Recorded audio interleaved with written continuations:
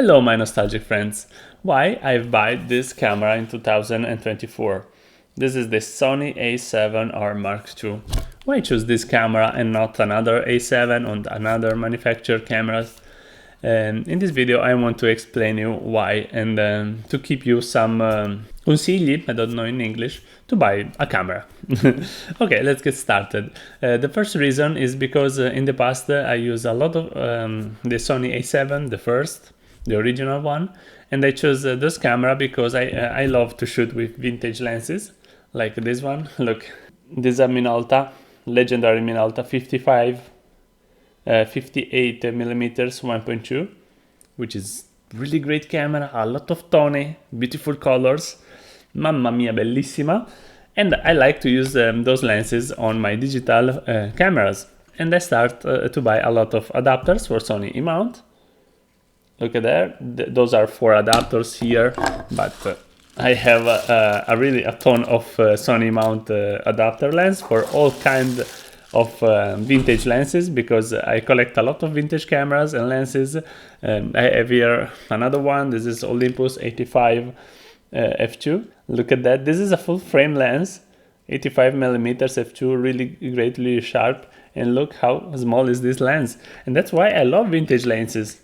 And after that, I sell my Sony A7, I pass to Nikon, I buy a Nikon Z6, and then I buy a Nikon Zf, which is now recording me, and I show you. Hello Nikon Zf, how beautiful you are here. And that's my Nikon Zf. And why I need a second camera? Yeah, the first reason, as I told you, is because I have a lot of adapters for vintage lenses for Sony E-mount.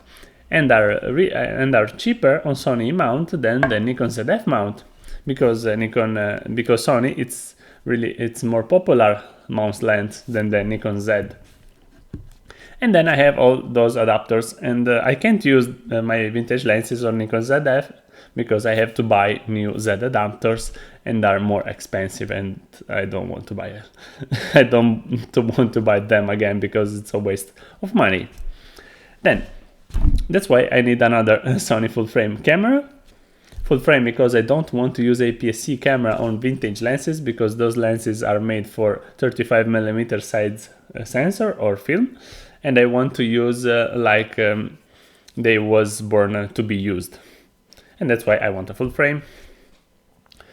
I choose the A7R instead of the A7 normal because I need more resolution, because I scan my negatives, my film negatives, I scan with the camera, and to appreciate the detail of the film I want to have a little bit more resolution. 24 is not enough for good scanning. Pretty normal reason. I want to buy the A7R2 and not the A7 II normal, because the A7 II R make 4K video and the A7 II normal doesn't make. And if I want to record my ZF, I will make some videos about the Nikon ZF. I want to record in 4K, and that's why I need another 4K camera, and here it is. It's really great. Another reason about the adapters is most adapters are not available for other mounts. They are only for Sony E-mount, like this adapter like here. This is a really unusual adapter. It's an Icarex adapter, bayonet mount. It's really hard to find it. I found in China for 50 bucks, and I want to buy it to use my great Zeiss Ultron. Look at this lens. It's really famous for his concave frontal lens. This is amazing lens. It's a really expensive lens actually, and I want to use it on my Sony E-mount because I don't found for another mounts the Icarex mount. And I need also the extra resolution, because if I want to make some test and to see how good perform the lenses, I can't appreciate with low megapixel camera the differences. When I have more megapixel, I can appreciate the difference from the lens, and I can tell you which one is really better. Okay. And another reason is I love the Sony A mount, which was the Minolta A mount. I am a big fan of Minolta, and I start buying Sony A mount stuff like this SLT, I bought also this one. Oh, look at that, this is a reflex, also Sony reflex. And I buy those Sony A-mount lenses because work on a Sony, and I can use adapted with this one. This is the LEA5 adapter, and I can use this adapter to maintain autofocus from these A-mount lenses on my Sony A7R2.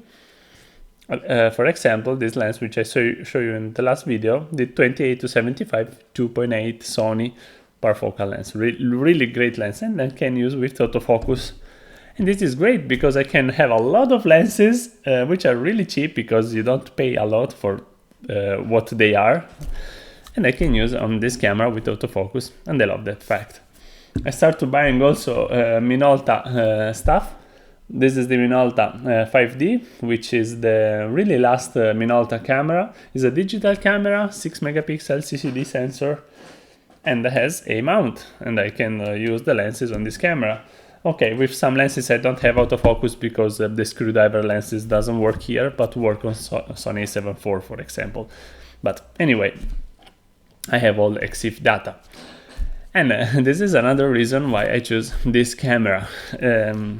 It's for me, it's the sweet spot. It doesn't cost much, 800 euros or dollars, depends where you are. And it's a really good price for what the camera gives with for you. That gives really high resolution, good quality pictures.